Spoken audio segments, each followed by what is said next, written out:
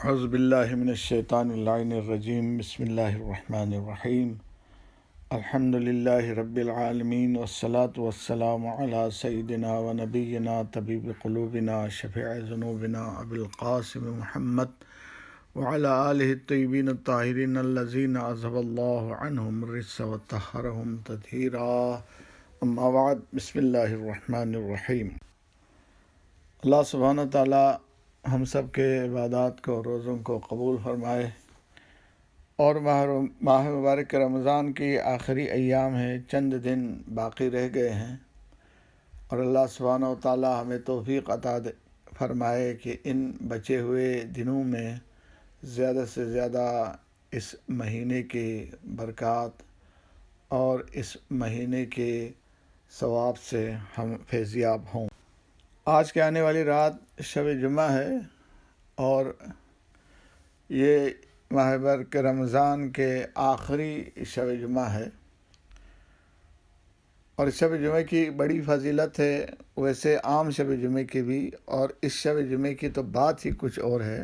یہ ماہ مبارک رمضان کے آخری شب جمعہ ہے، لہذا اس رات کو ہمیں معمولی نہیں سمجھنا چاہیے، اور اس رات سے بھرپور فائدہ اٹھانا چاہیے۔ شب جمعہ کی خصوصیات میں سے ایک خاصیت یہ ہے کہ اس رات میں اللہ سبحانہ تعالیٰ اپنے بندوں کے دعا کو قبول فرماتا ہے۔ اس سلسلے میں چھٹے امام کی ایک روایت ہے کہ جس وقت حضرت یوسف سے ان کے بھائیوں نے حسد کی، اور حضرت یوسف کو کنویں میں ڈال دیا گیا، اور وہاں سے پھر اللہ سبحانہ تعالیٰ نے بندوبست کیا کہ کنویں سے آپ کو رہائی ملی، پھر مصر میں جا کے آپ کو فروخت کیا گیا، اور اس کے بعد اللہ سبحانہ تعالیٰ نے ان پر کرم کیا، نبوت عطا کی اور حکومت بھی دی۔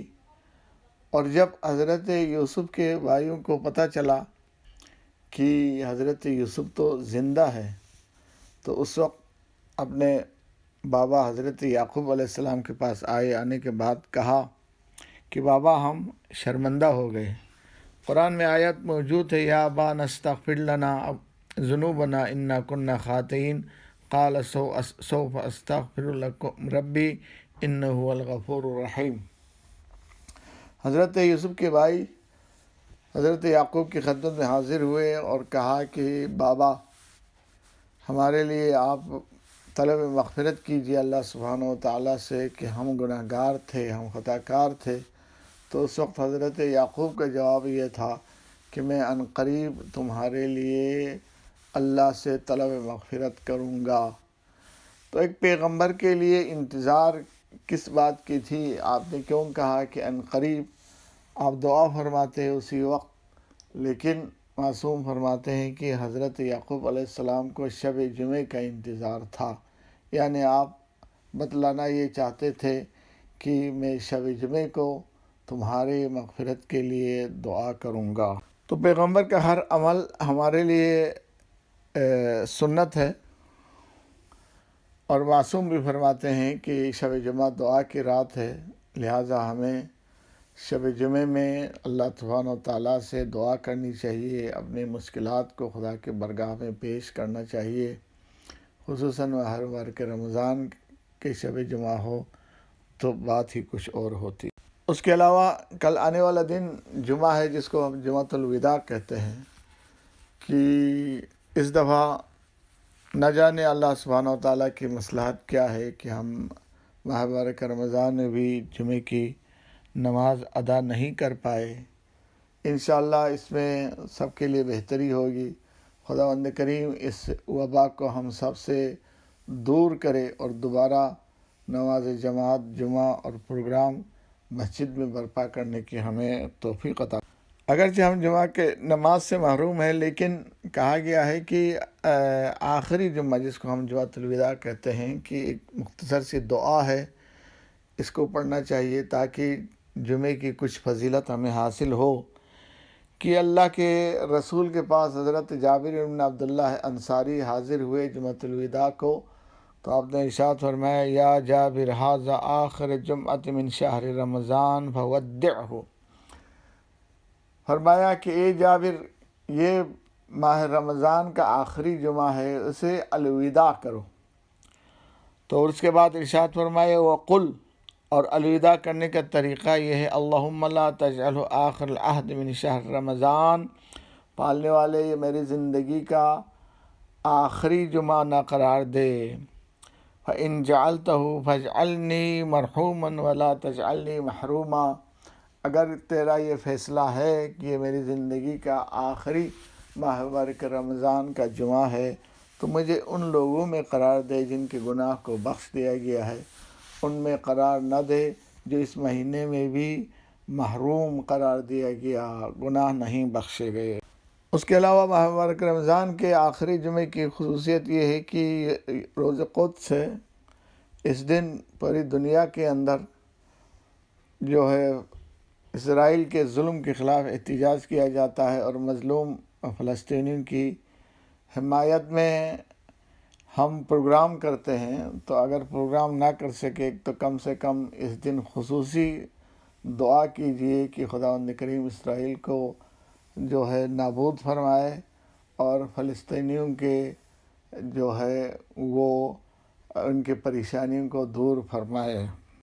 اس کے علاوہ چونکہ آج آخری پروگرام ہے اس لیے ایک مسئلہ بھی گزارش کر کے آگے بڑھوں گا۔ وہ مسئلہ ہے کہ فطرے کا، چونکہ کچھ ہی دن باقی رہ گئے ہیں، اس کے بعد انشاءاللہ ہماری زندگی میں خوشیوں سے بھرپور عید آئے گی، تو عید کے دن فطرہ نکالنا واجب ہے ہر روزہ دار کے لیے۔ جنہوں نے ماہ مبارک رمضان میں روزہ رکھا ہے یا بالغ اور عاقل ہو، روزہ نہیں رکھا ہو خدا نخواستہ، ان سب کے اوپر جو بالغ ہو، عاقل ہو اور گنجائش رکھتا ہو تو اپنا اور ہر اس انسان کا جس کا وہ خرچہ اٹھاتا ہے فطرہ نکالنا واجب ہے۔ اس سلسلے میں مختصراً دو چار مسائل۔ پہلا مسئلہ یہ ہے کہ ہر انسان کو اپنا اور اپنے بچوں کا جن کا وہ خرچہ برداشت کرتا ہے فطرہ 3 کلو کھانا یا اس کی قیمت نکالنا ضروری ہے۔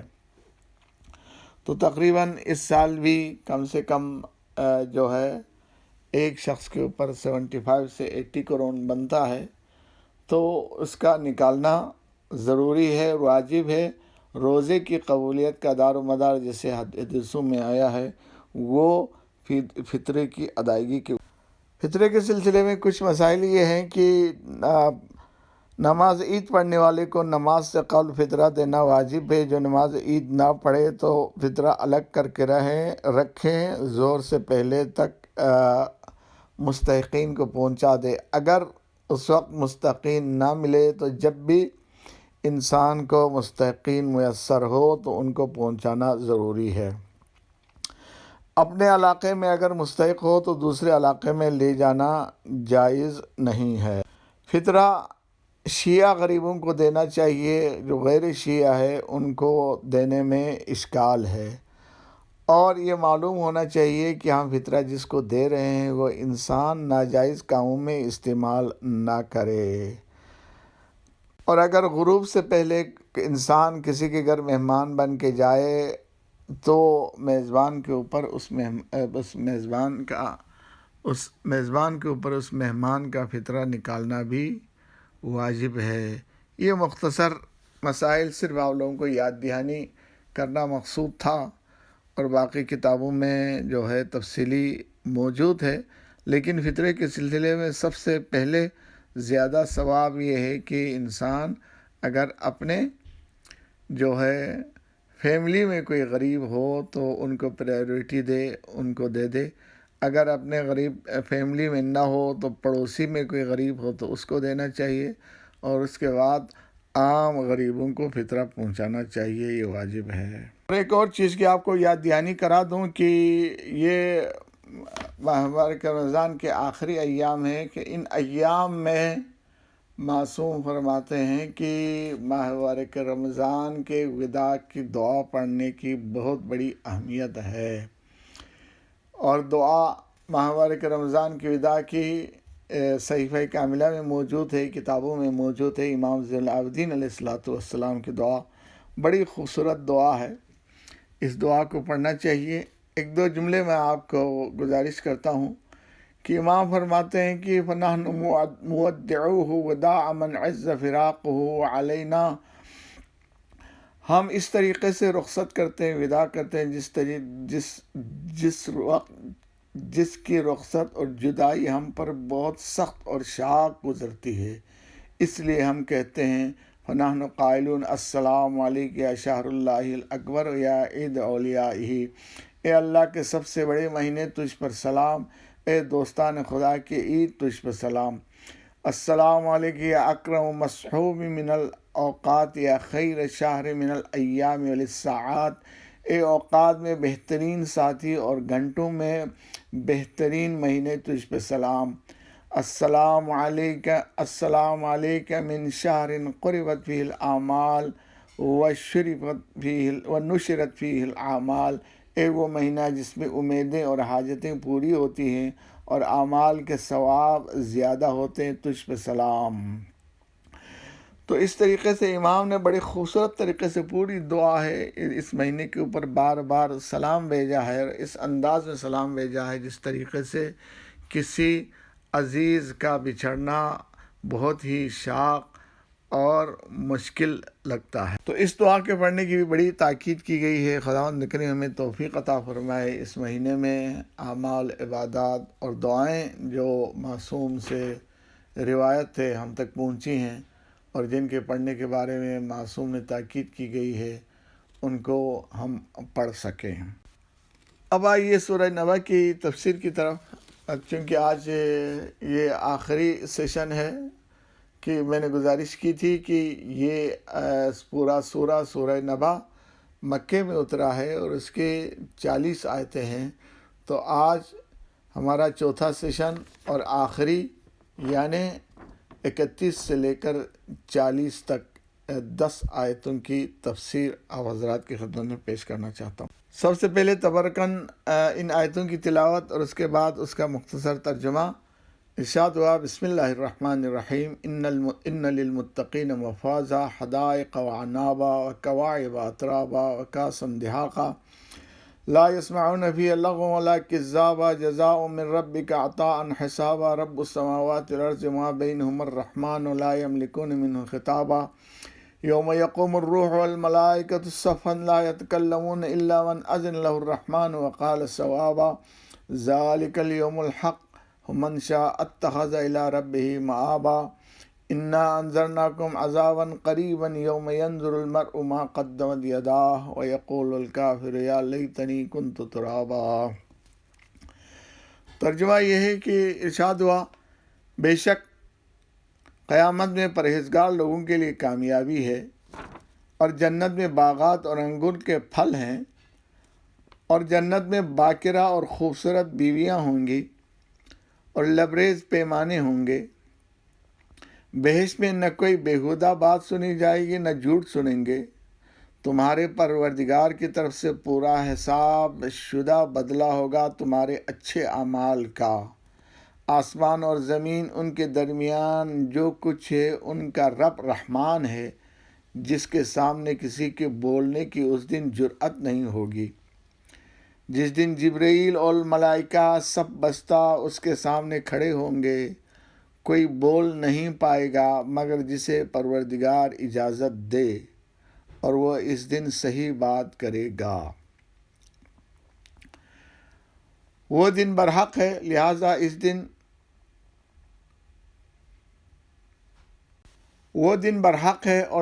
اس دن کے لیے جو بھی چاہے اپنے پروردگار کے بارگاہ میں مقام حاصل کرے۔ اور بے شک ہم نے تمہیں نزدیک آنے والے عذاب سے ڈرایا ہے، جس دن انسان اپنے کارکردگی کو خود دیکھے گا اور کافر کہے گا کاش میں خاک ہوتا۔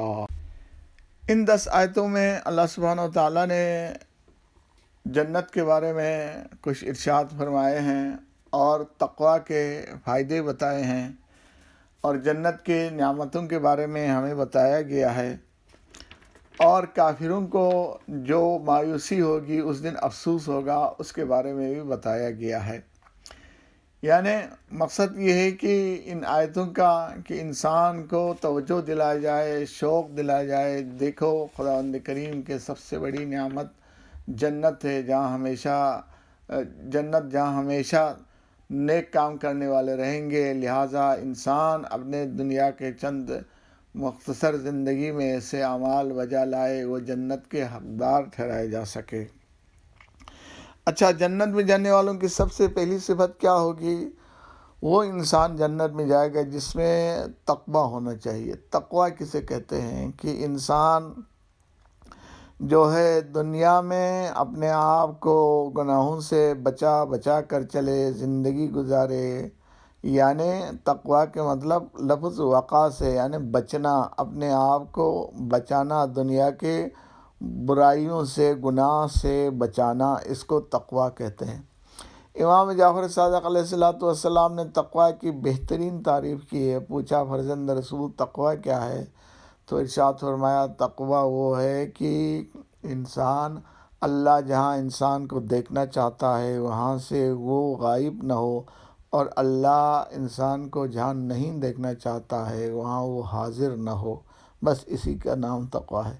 اس چیز کا خیال رکھے تو انسان کی پوری زندگی گناہوں سے پاک گزر سکتی ہے۔ ایک دن اللہ کے رسول شہدائے بدر کی قبروں پر کھڑے ہوئے اور فرمایا، اے اہل قبور، ہم نے تو خدا کے وعدوں کو برحق پایا، کیا تم لوگوں نے بھی اپنے پروردگار کے وعدے کو برحق پایا؟ کچھ منافقین اللہ کے رسول کے پاس بیٹھے ہوئے تھے، کہنے لگے یہ رسول کیسا ہے جو مردوں سے باتیں کر رہا ہے؟ ٹھٹھا مذاق کرنے لگے، بھلا یہ ہمیں کس طریقے سے جواب دیں گے؟ تو آپ نے فرمایا کہ بے شک یہ مردے ہیں، سن رہے ہیں، اگر ان کو اجازت ہوتی تو جواب بھی دیتے اور یہ کہتے، اے اللہ کے رسول، اللہ کا وعدہ برحق پایا اور یہاں کے لیے سب سے بہترین سرمایہ تقویٰ ہے، اس کے علاوہ کچھ نہیں ہے۔ لہذا انسان کو چاہیے کہ دنیا میں جو ہے تقویٰ پرہیزگاری اختیار کرنے کی کوشش کرے۔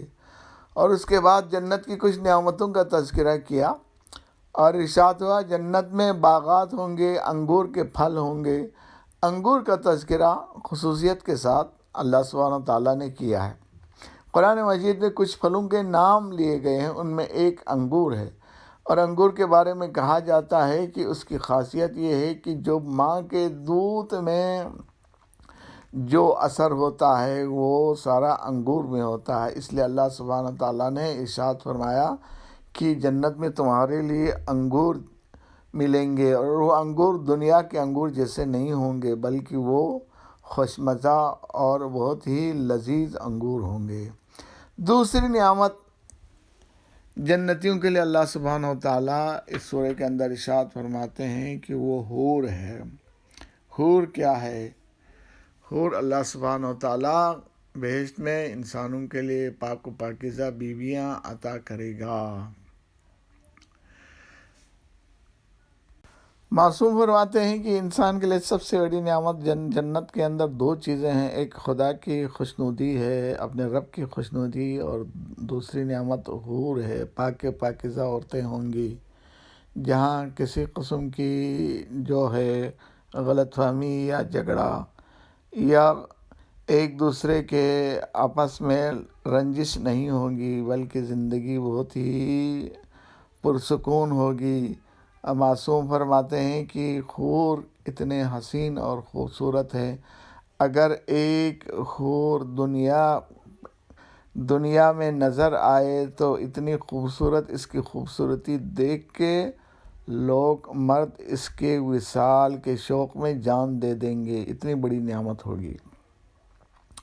اور اس کے بعد جنت کی نعمتوں میں جو ہے اللہ سبحانہ تعالیٰ نے ذکر کیا، جنت کے مشروب ہے، جنت میں دودھ، شہد اور پاک و پاکیزہ شراب کی نہریں ہوں گی، اور جہنمیوں کے لیے فرمایا گیا جہنمیوں کے لیے کھولتا ہوا پانی پلایا جائے گا جس سے ان کے آنتوں کے ٹکڑے ٹکڑے ہو جائیں گے۔ جنت کے ایک نعمت کا تذکرہ کیا ہے کہ وہ یہ ہے کہ جنت میں تہمت، جھوٹ، بیہودہ باتیں نہیں سنیں گے۔ انسان کو ایک جسمانی اذیت ہے، ایک ذہنی اذیت ہوتی ہے۔ ذہنی اذیت کیا ہے کہ اس کے ساتھ کوئی بد کلامی کرے، گالی دے، تہمت لگائے، غیبت، حسد، یہ سب قسم کی چیزیں انسان کو بڑی ذہنی اذیت ہوتی ہے۔ لہذا جو ہے جنت میں کسی قسم کی بیہودہ اور بد کلامی نہیں ہوگی۔ آخر میں اس سورہ کے اندر ارشاد فرمایا کہ مومن تو خوش ہوں گی جنت کے جب نظارے اور جنت کی نعمتیں اس کو نظر آئیں گی، لیکن کافر کہیں گے یا لیتنی کنت ترابا، کاش میں پیدا ہی نہیں ہوا ہوتا، میں مٹی ہوتا، میری کوئی وجود نہیں ہوتا۔ اس دن عذاب کو دیکھ کے وہ یہ کہے گا کہ راوی عبداللہ ابن عباس سے پوچھتے ہیں رسول اللہ صلی اللہ علیہ وسلم نے علی کا لقب ابو تراب کیوں رکھا تھا؟ مولا کائنات کے بہت سارے القاب، ان میں سے ایک لقب ہیں ابو تراب۔ تو انہوں نے جواب دیا کیونکہ علی صاحب زمین، اہل زمین پر اللہ کی حجت ہے، رسول اللہ صلی اللہ علیہ وسلم کے بعد ان کے ذریعے زمین کی بقا و سکون ہے۔ بے شک میں نے رسول اللہ صلی اللہ علیہ وسلم سے سنا ہے، آپ نے ارشاد فرمایا جب قیامت کا دن ہوگا، کافر دیکھے گا اللہ تعالیٰ نے علی علیہ السلام کے شیعوں کے لیے کیا ثواب و قرب و احترام قرار دیا ہے، تو وہ کہے گا یا لیتنی کنت ترابا، یعنی کاش میں بھی شیعی علی علیہ السلام میں سے ہوتا۔ یہی مطلب ہے اس فرمان الہی کا جس میں ارشاد ہوا یقول الکافر یا لیتنی کنت ترابا، کافر اس دن کہیں گے کاش میں مٹی ہوتا۔ تو اللہ سبحانہ و تعالیٰ سے میری دعا ہے ہمیں اس مبارک مہینے میں، خصوصاً ان بچے ہوئے دنوں میں، قرآن کو سمجھنے، قرآن کی تلاوت کرنے اور قرآن کے اوپر عمل کرنے کی توفیق عطا فرمائے، اور خداوند کریم مومنین و مومنات کے حاجتوں کو پورا فرمائے، اور مومنین و مومنات کی تکلیف اور مشکلات کو دور فرمائے، اور خدا سے دعا ہے ہمارے مرنے والوں کی مغفرت فرمائے، ہمارے زمانے کے امام کا جلد ظہور فرمائے، ہمیں ان کے ساتھیوں میں شامل فرمائے۔ کہ دعا ہے اللہ سبحانہ و تعالیٰ دنیا میں جہاں کہیں بھی مومنین پریشانی ہے، کسب و پرسی کے عالم میں ہیں، خصوصاً اس وقت مبارک رمضان میں ہندوستان کے مسلمان پریشان ہیں، کشمیر میں مسلمان بہت زیادہ پریشان ہیں، اور پاکستان، افغانستان، سعودی عرب، بحرین، عراق، شام، یمن میں اہل بیت کے چاہنے والے پریشان ہیں، اور فلسطین میں مسلمان تکلیف میں پالنے والے، ان سب کی مدد و نصرت فرما، ظالموں دہشت گردوں کو نیست و نابود فرما، پالنے والے ہمیں تیرے احکام پہ چلنے کی توفیق عطا فرما۔ خدایا تیری عزت و جلالت کا واسطہ موذی وبا بیماری کرونا اس وقت پوری دنیا کو اس لپیٹ میں لیا ہوا ہے، پروردگارا اس سے ہمیں نجات عطا فرما، لوگوں کو اس سے محفوظ فرما، بحق محمد و آلہ الطیبین الطاہرین المعصومین، اللہم صلی علی محمد و آلہ